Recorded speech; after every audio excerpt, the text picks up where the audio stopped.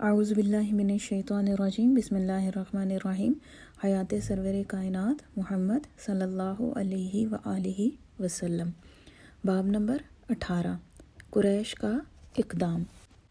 اسلام کے ان ابتدائی دنوں میں نبی صلی اللہ علیہ وآلہ وسلم کے صحابہ رضی اللہ تعالی عنہم مکے کے باہر ایک ساتھ ٹولیاں بنا کر کسی تنگ گھاٹی میں چلے جاتے تھے، جہاں لوگوں کی نگاہ سے اوجھل رہ کر ایک ساتھ نماز ادا کر لیں۔ لیکن ایک دن کچھ بت پرست عین حالت نماز میں ادھر آ نکلے اور بدتمیزی کے ساتھ ہنسی اڑاتے ہوئے نماز میں خلل انداز ہوئے۔ بالآخر نوبت زد و کوب یعنی مار پیٹ تک پہنچی۔ قبیلہ زہرہ کے سعد رضی اللہ تعالی عنہ نے ان میں سے ایک کافر پر اونٹ کے جبڑے کی ہڈی سے وار کیا اور اس کو زخمی کر دیا۔ یہ پہلا خون تھا جو اسلام کے آنے کے بعد کسی مسلمان کے ہاتھ سے بہا، لیکن بعد ازاں انہوں نے باز رہنے کا فیصلہ کیا، یہاں تک کہ اللہ ہی اس کے برعکس فیصلہ فرما دے، کیونکہ وحی کے ذریعے مسلسل نبی صلی اللہ علیہ وآلہ وسلم کو صبر کی ہدایت کی جا رہی تھی، اور آپ کے واسطے سے آپ کی پیروی کرنے والوں پر بھی صبر لازم تھا۔ جو باتیں لوگ بنا رہے ہیں ان پر صبر کرو اور شرافت کے ساتھ ان سے الگ ہو جاؤ۔ سورۃ المزمل، آیت نمبر 10۔ بس چھوڑ دو اے نبی صلی اللہ علیہ وآلہ وسلم ان کافروں کو، ایک ذرا کی ذرا ان کے حال پر چھوڑ دو۔ سورۃ الطارق، آیت نمبر 17۔ دونوں جانب سے تشدد کا یہ طرز عمل ایک استثنائی حیثیت رکھتا تھا، کیونکہ قریش مجموعی طور پر نئے دین کو گوارا کرنے کی جانب مائل تھے، یہاں تک کہ اس وقت بھی جب آپ صلی اللہ علیہ وآلہ وسلم نے اس کا اعلان فرما دیا تھا اور وہ ایک خفیہ دعوت نہیں رہ گئی تھی، یہاں تک کہ انہوں نے دیکھا کہ اس کا رخ ان کے قدیم الایام اور رچے بسے آداب و اطوار، ان کے اصولوں اور ان کے دیوتاؤں کے خلاف ہے۔ ایک بار جب ان پر یہ حقیقت ظاہر ہو گئی، تب بھی بہرحال ان کی کچھ نمایاں شخصیتیں اجتماعی شکل میں ابو طالب کے پاس گئیں اور ان پر زور دیا کہ بھتیجے کی سرگرمیوں پر روک لگائیں۔ انہوں نے ایک مصالحتی قسم کا جواب دے کر رخصت کر دیا، لیکن جب انہوں نے دیکھا کہ ابو طالب نے فی الحقیقت کچھ کیا ہی نہیں تو وہ دوبارہ آئے اور انہوں نے کہا، اے ابو طالب، ہمارے درمیان آپ کا مقام بلند اور باعزت ہے۔ ہم نے آپ سے خواہش کی ہے کہ آپ اپنے بھائی کے بیٹے کو قابو میں رکھیں، لیکن آپ نے ایسا نہیں کیا۔ بخدا ہم اس کی اجازت نہ دیں گے کہ ہمارے آباء و اجداد کو ذلیل کیا جائے اور ہمارے دیوتاؤں کی مذمت کی جائے۔ یا تو آپ ان کو باز رکھیں یا ہم آپ دونوں کے خلاف برسرِ پیکار ہوں گے۔ بعد ازاں وہ ان کے پاس سے چل دیے۔ ابو طالب نے بڑی پریشانی کے عالم میں بھتیجے کو بلا بھیجا، اور جو دھمکی دے کر وہ لوگ گئے تھے اس کی خبر دے کر انہوں نے کہا، بھتیجے، مجھے زحمت میں نہ ڈالو اور اپنے آپ کو بھی مجھ پر اتنا بوجھ نہ ڈالو جو میں برداشت نہ کر پاؤں۔ نبی صلی اللہ علیہ وآلہ وسلم نے انہیں جواب دیا، خدا کی قسم، اگر وہ میرے دائیں ہاتھ میں سورج اور بائیں ہاتھ میں چاند رکھ دیں، اس شرط کے ساتھ کہ میں اس کام سے باز آ جاؤں، تو بھی اس سے پہلے کہ اللہ اس دین کو فتح و کامرانی بخشے یا میں اس کی راہ میں ہلاک ہو جاؤں، میں اس سے باز نہ آؤں گا۔ حوالہ ابن اسحاق۔ بعد ازاں اشک آلود آنکھوں کے ساتھ آپ صلی اللہ علیہ وآلہ وسلم اٹھے اور جانے کے لیے مڑے، لیکن چچا نے واپس بلایا۔ انہوں نے کہا، بھتیجے جاؤ، جو کہتے ہو کہتے رہو، میں کسی حال میں تم کو بے یار و مددگار نہ چھوڑوں گا۔ انہوں نے دیکھا کہ ابو طالب سے انہوں نے جو کچھ کہا اس کا کچھ حاصل نہ ہوا، تب بھی قریش ان کے بھتیجے پر براہ راست حملہ کرنے سے ہچکچا رہے تھے، کیونکہ سردار قبیلہ کی حیثیت سے ابو طالب کو حق حاصل تھا کہ وہ کسی کو ناقابل تنسیخ تحفظ دے دیں، اور یہ بات مکہ کے ہر دوسرے قبیلے کے سردار کے مفاد میں تھی کہ اس بات پر نگاہ رکھی جائے کہ سرداری کے حقوق کا واجبی احترام ملحوظ رہے۔ اس لیے انہوں نے وقتی طور پر اپنی سرگرمی کو اس بات تک محدود رکھا کہ نئے دین کے ان ماننے والوں کو بڑھ چڑھ کر اذیت دی جائے جنہیں تحفظ دینے والا کوئی نہ ہو۔ جس مشکل سے وہ دوچار تھے، اس کے سلسلے میں ایک مشترک حکمت عملی وضع کرنے کی خاطر انہوں نے آپس میں مشورہ کیا۔ صورتحال بڑی سنگین تھی۔ حج کا موسم سر پر تھا اور تمام عرب سے زائرین مکہ آنے والے تھے۔ قریش میزبانی کے معاملے میں عظیم شہرت رکھتے تھے، محض خورد و نوش یعنی کھانے پینے کے حوالے سے نہیں، بلکہ اس لیے بھی کہ وہ ہر شخص کو خوش آمدید کہتے تھے، ہر شخص کو، اس کے دیوتاؤں کو بھی۔ لیکن اس سال زائرین محمد صلی اللہ علیہ وآلہ وسلم اور ان کے ساتھیوں کی زبان سے ان کے دیوتاؤں کی مذمت سنیں گے اور ان کی ذلت ہوتی دیکھیں گے۔ ان سے کہا جائے گا کہ آباء و اجداد کے دین کو چھوڑ دیں اور نئے دین کو قبول کر لیں، جو ظاہر ہے کہ بڑے نقصانات اور بہت خسارے رکھتا ہے۔ مثلاً یہ کہ زائرین میں سے بہت سے لوگ دوبارہ مکہ نہ آئیں گے۔ نتیجہ یہ ہوگا کہ محض تجارت ہی متاثر نہ ہوگی، بلکہ وہ عزت و احترام بھی خاک میں مل جائے گا جس کے ساتھ حرم کے متولیوں کو اب دیکھا جاتا ہے۔ بدترین صورتحال یہ بھی ظہور پذیر ہو سکتی ہے کہ سارا عرب جتھے بندی کر کے ان کو مکے سے نکال باہر کر دے، جیسا انہوں نے خزاعہ کے ساتھ کیا تھا اور خود خزاعہ نے جرہم کے ساتھ۔ اس لیے یہ بہت ضروری ہے کہ عرب زائرین سے کہا جائے کہ محمد صلی اللہ علیہ وآلہ وسلم قریش کی قطعاً نمائندگی نہیں کرتے۔ اگرچہ یہ آسان ہے کہ ان کی نبوت کا انکار کر دیا جائے، مگر اس کا مطلب محض ایک رائے کا اظہار ہوگا، دوسروں کو براہ راست دعوت دینے کے مترادف ہے کہ ان کے دعوے کو سنیں اور خود فیصلہ کریں۔ اس لیے محض نبوت کا انکار نہ کرنا چاہیے، بلکہ مزید کچھ اور بھی کہنا چاہیے، اور یہی ان کی بہت بڑی کمزوری تھی، کیونکہ کچھ لوگوں نے کہنا شروع کر دیا تھا کہ آپ صلی اللہ علیہ وآلہ وسلم کاہن ہیں، دوسرے کہتے تھے آپ صلی اللہ علیہ وآلہ وسلم پر جن کا سایہ ہے، کچھ اور لوگ کہتے تھے آپ صلی اللہ علیہ وآلہ وسلم شاعر ہیں، دوسرے کچھ لوگ آپ صلی اللہ علیہ وآلہ وسلم کو جادوگر بتاتے تھے۔ غرض یہ کہ جتنے منہ اتنی باتیں۔ خود وہ متفق الرائے نہ تھے، یعنی ایک رائے نہ رکھتے تھے۔ انہوں نے ولید ابن مغیرہ سے مشورہ کیا، وہ غالباً اس وقت قبیلے کا سب سے با اثر شخص تھا۔ انہوں نے اس سے دریافت کیا کہ ان الزامات میں سے کون سب سے زیادہ وزنی ہے جس سے لوگوں کو قائل کیا جا سکے۔ اس نے سب کو رد کر دیا کہ یہ سارے تیر خطا کر جانے والے ہیں، سارے الزامات بالکل بے وزن ہیں، ان پر چسپاں یعنی موضوع نہ ہوں گے۔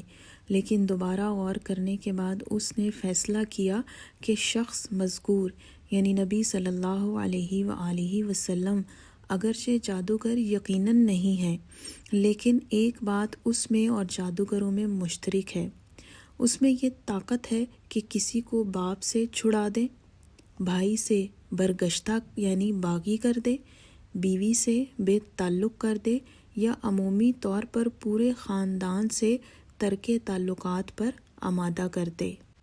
اس نے ان کو مشورہ دیا کہ ان کا متفقہ الزام انہی خطوط پر ہونا چاہیے، سب کو مل کر کہنا چاہیے محمد صلی اللہ علیہ وآلہ وسلم ایک خطرناک جادوگر ہیں، ان سے ہر قیمت پر دور ہی رہنا چاہیے۔ اس کے مشورے پر سب راضی ہو گئے اور یہ فیصلہ کیا کہ شہر میں باہر سے تمام راستے جو مکہ آتے ہیں ان پر آدمی مقرر کر دیے جائیں، اور یہ کہ زائرین کو پیشگی خبردار کر دیا جائے کہ محمد صلی اللہ علیہ وآلہ وسلم سے ہوشیار رہیں، اس لیے کہ وہ ذاتی تجربے سے جانتے ہیں کہ وہ دل جیتنے کی کیسی قدرت رکھتے ہیں۔ کیا تبلیغ شروع کرنے سے پہلے وہ مکہ کے سب سے بڑھ کر ہر دل عزیز شخص نہ تھے؟ نہ ان کی زبان نے اپنی طاقت و فصاحت کھوئی ہے، نہ ان کی موجودگی نے اپنی بے بس کر دینے والی عظمت و شان۔ وہ اپنے منصوبے کو بڑے جوش و جذبے اور جزیات و تفصیلات کو نظر انداز کیے بغیر روبہ عمل لائے، کم از کم ایک مخصوص معاملے میں۔ بہرحال ناکامی بالکل ابتدا سے ان کا مقدر بنی رہی۔ قبیلہ بنی غفار کے ایک شخص نے، جس کا نام ابو ذر رضی اللہ تعالی عنہ تھا، اس کا قبیلہ شمال مغرب میں آباد تھا۔ یہ مقام بحر احمر سے زیادہ دور نہ تھا۔ اب سے پہلے اس نے آپ کا نام سنا تھا، اور مکہ کے لوگوں کی آپ کی مخالفت کے بارے میں اس کو معلوم ہو چکا تھا۔ اپنے قبیلے کے دوسرے لوگوں کی مانند ابو ذر بھی ایک راہزن تھے، لیکن عام عربوں کے برخلاف بتوں کے لیے نذرانہ احترام کے وہ قطعی منکر تھے۔ ان کا بھائی انیس کسی ضرورت سے مکہ گیا، لوٹا تو اس نے بتایا، قبیلہ قریش میں ایک آدمی ہے جو دعویٰ کرتا ہے کہ وہ نبی ہے، اور کہتا ہے اللہ کے سوا کوئی معبود نہیں۔ اس دعوے کے نتیجے میں اس کے قبیلے والوں نے اس سے قطع تعلق کر لیا ہے۔ ابو ذر بھائی سے یہ خبر پاتے ہی بلا تاخیر چل پڑے، اس یقین کے ساتھ کہ آپ نبی صادق ہیں۔ وہاں پہنچے تو قریش کے وہ لوگ جو مکہ کو بیرون شہر سے آنے والے راستوں کی نگرانی کر رہے تھے، قبل اس کے کہ وہ دریافت کرتے، خود ہی وہ سب باتیں بتا دیں جو وہ جاننا چاہتے تھے۔ چنانچہ وہ بغیر کسی زحمت کے نبی صلی اللہ علیہ وآلہ وسلم کے گھر پہنچ گئے۔ حضرت صلی اللہ علیہ وآلہ وسلم صحن میں ایک تخت پر استراحت فرما رہے تھے۔ آپ صلی اللہ علیہ وآلہ وسلم کا چہرہ آپ صلی اللہ علیہ وآلہ وسلم کی آستین سے ڈھکا ہوا تھا۔